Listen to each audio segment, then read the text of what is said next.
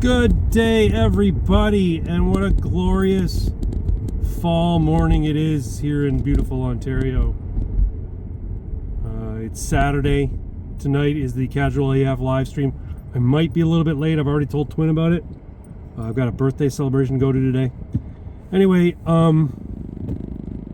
I guess I have to talk about the results of the 2024 presidential election. Very happy about those results, I must say. Donald Trump winning what I would call a landslide, but you know, others might just say I was a decisive victory in both the Electoral College and the popular vote. And it's funny to see all of the people online seething. You see, normally on X, I'll have my following feed, right, where I only want to see what people who I follow, I only want to see what they have to say. And then I have the For You feed, which is people who post about things that I generally post about, like politics, like, you know, culture war stuff. And I've been seeing so much seething, so much anger from people on the left who are not happy with the results of the 2024 election.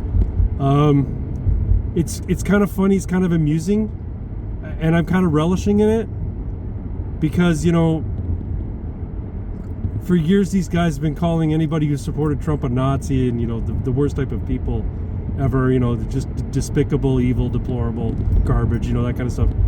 So to see them lose, and to see them lose while a majority of their fellows who voted said, no, we like this guy,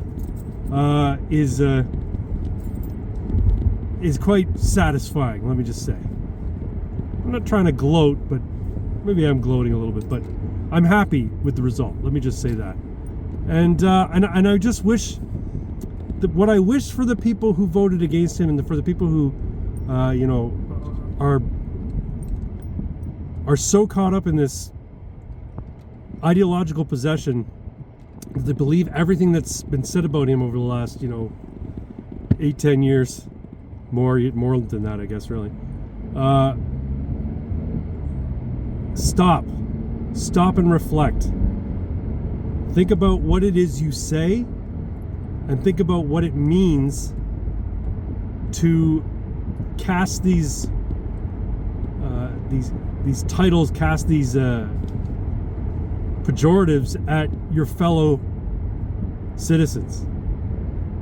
The people are like ending engagements, ending marriages, ending, you know, friendships over the results of the election is mind-boggling to me. And I guess it's not new. I guess they did it in 2016 as well. And, you know, but what's funny is all these people now on the left, all the Democrats who lost, calling for a recount, saying something's fishy here. She lost 20 million votes. And then you look, there's a chart that's going around on X that's comparing, you know, the vote tallies for the Democrats and the Republican candidates for the last, you know, 4 elections, including this one. And the only outlier is the 2020 election, whereby Joe Biden got 20 million more votes than Barack Obama or anybody else, any other Democrat.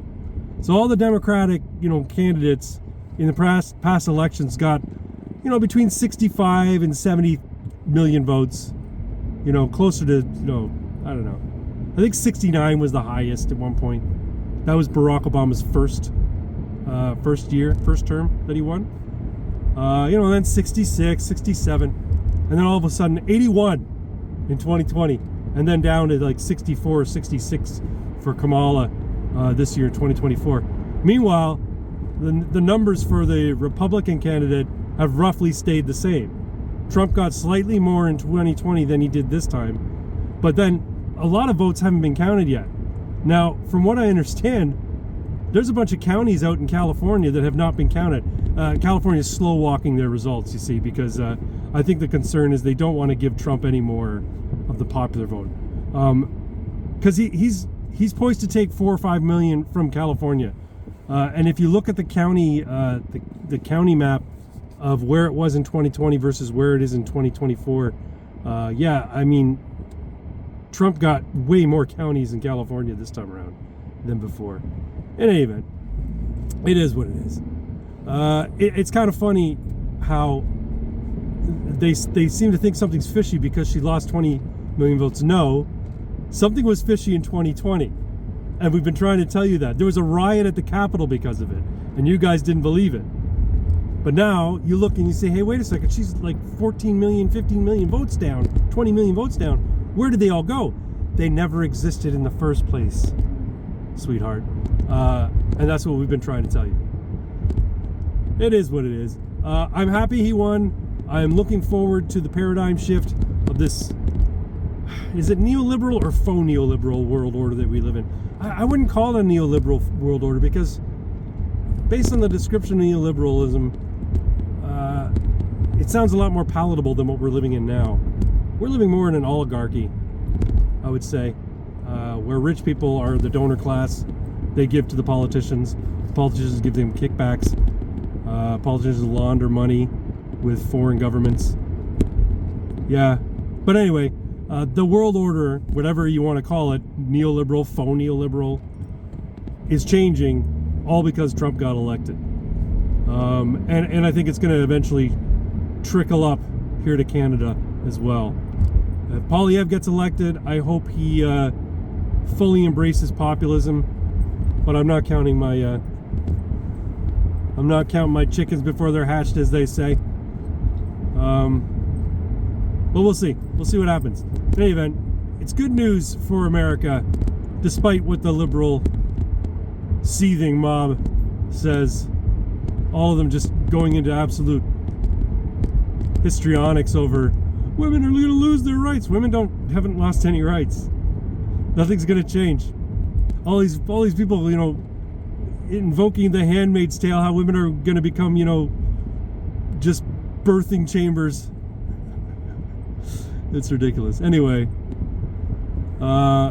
it's funny to see, but it's also kind of sad. And this is not a sad time. This is a joyful time. This campaign has been all about joy, and I'm so happy that America is back on the right track. The monomyth, the hero's journey, is advancing as required by the logos, folks, and don't believe anything the pseudos might put out there. I'll see you all tonight on Irving Twins channel for Casual AF. I'm not sure what number it is, but I might be a little bit late, but I'll be there anyway. You all take care. Have yourselves a wonderful weekend, and bye-bye.